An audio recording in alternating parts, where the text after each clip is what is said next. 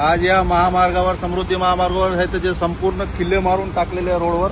4 गाड्या पंक्चर झालेल्या आहेत इथं. आणि MSRDCला हे अधिकाऱ्याला कळायला पाहिजे की मग किती गाड्या फास्ट येतात 120 या स्पीडने आणि किती गाड्या पुढे येतं जे पंक्चर झालेले आहे. तर माझी प्रशासनाला हे विनंती आहे की असं कुठेही काम करताना बॅरिगेड टाकून संपूर्ण ह्याचं जे डायव्हर्शन काढून ह्याचं जे गाड्याला जायला वाट ठेवावी. बरेच गाड्या पंक्चर झाले, किती ऍक्सिडेंट होतं वाटले. पुढच्या लोकांनी पंक्चर झालेल्या गाड्या मागा थांबविले म्हणून मागचे लोक वाचले, नाही तर भरपूर ऍक्सिडेंट झाले असते इथं. हे बघा हे खिळे हे लावलेले आहे सगळे. हे बघा हे किडे संपूर्ण किडे लावलेले आहेत. आता हे जरा घातपात झाला आणि कोणाचा जर ऍक्सिडेंट झाला तर याची जबाबदारी पुण्यावर राहील.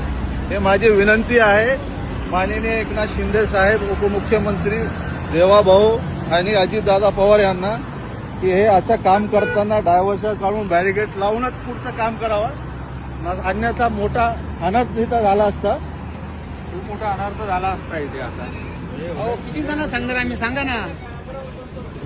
म्हणजे आता त्या गाड्या पंक्चर असता याला ते बिचारे अगर थांबले नसते तिथे तर किती गाड्या आमच्याच गाड्या पंक्चर झाल्या, आम्ही थांबले. बरं झालं तुमच्या गाड्या पंक्चर, तुम्ही मागच्या लोकांना थांबवला. आम्ही चढले असते.